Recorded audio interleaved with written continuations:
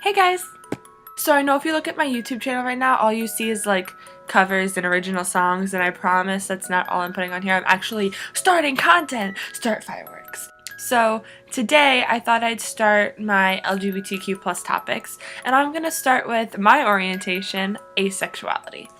I just want to put a disclaimer on this video right now, saying that anything that I say about asexuality is from my personal point of view. You can ask another asexual person and they could think something completely different.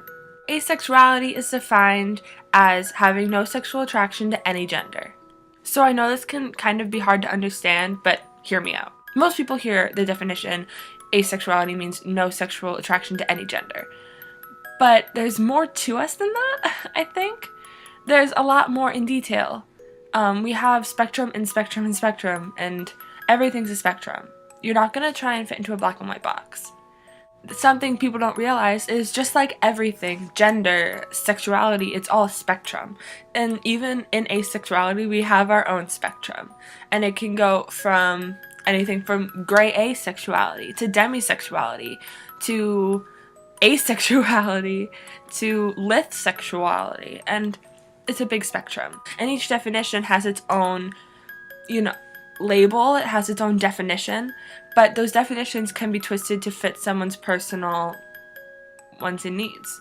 A definition is a definition. It's not meant to set you in a restriction. It's meant to give you a basis and help people understand what its main point is, but not to define you to what you have to be. As long as you are comfortable identifying as what you want to identify as, you're set. So most sexual orientations have like a pride flag, and our pride flag is black, gray, white, and purple.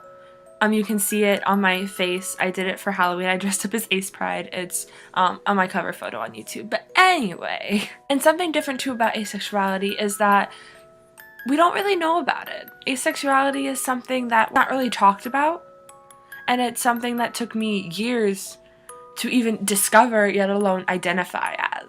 When I started joining asexual pages on Facebook and asexual groups on Twitter and Tumblr, what I started to notice was a lot of people in the asexual spectrum are also older. And it started to make me realize that, people in their 30s, 40s, and 50s are still coming out. And it made me feel better.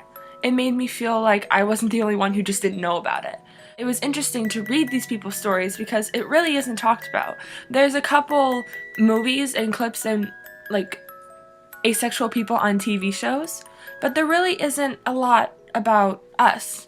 Since people in the asexual spectrum are identified as lack of sexual attraction or having no sexual attraction, then this means that it's harder for people to understand who we like, if we like anyone at all romantically. So we go into more of a romantic orientation to define ourselves. So when someone comes out as asexual, sometimes, I know when I came out, I didn't delve deep enough into it at the time to really be like, yes, this is what I'm most comfortable identifying as, this is what I want. No, at all. I came out as asexual, and some people took it as in, okay, you don't like any gender sexually, that's fine. And some people ask me, well, does that mean you don't like anyone? And some people assume that I don't like anyone, that I'm just like a barren wasteland of nothing. I don't want to date now. No. But some asexuals are. I'll hopefully make a video on romantic orientations later on, but I just want to touch on it a little bit here. Yes, some asexuals like to date, some don't. Some like people romantically, some don't. Just like straight people, just like gay people, just like bisexual people, we are all people.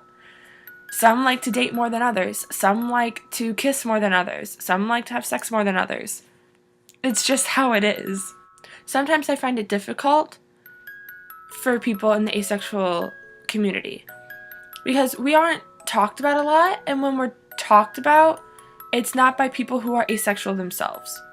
However, I do love that we get publicity from people like Ariel Scarcella and other LGBTQ plus YouTubers that actually talk about our sexual orientation. It gets people to see who we are and learn a little bit more about us. But I'm making this YouTube channel to start talking about stuff like this, LGBTQ plus topics, mostly asexual related, but I can go with anything. In the LGBTQ plus community, I have a lot of friends I can ask about LGBTQ plus topics that maybe I don't know anything about, and maybe I'll learn something new with you guys. But I just wanted to make this video to start my LGBTQ plus topics, get asexuality out there. We are not weird, we are not different, we are human. All of us are human, and we deserve to be treated that way. I hope you guys stick around to see more LGBTQ plus topics on this channel. Yeah. So, future topics, go! I'm going to talk about great asexuality, demisexuality. I might go into more detail about asexuality, but I'm not really sure about that yet. I might put that more into like a coming out video of my experience. Lisexuality. Romantic orientation and sexual orientation links. Myths and stuff that is wrong. They're just wrong. Asexuals are not monsters. We don't know. No. Okay? Good. Glad we got that through. Misconceptions. Being asexual in a relationship. Publicity and the way we're viewed. Romantic orientations, mixing and matching them, and maybe unheard ones such as queer-romantic and lith-romantic. Basically, I'm going to be making a bunch of videos related to me, my experiences, LGBTQ plus topics, asexuality topics, and all that jazz. So, I hope to see you guys next week. Yay! So, I'm gonna say bye! Bye, guys.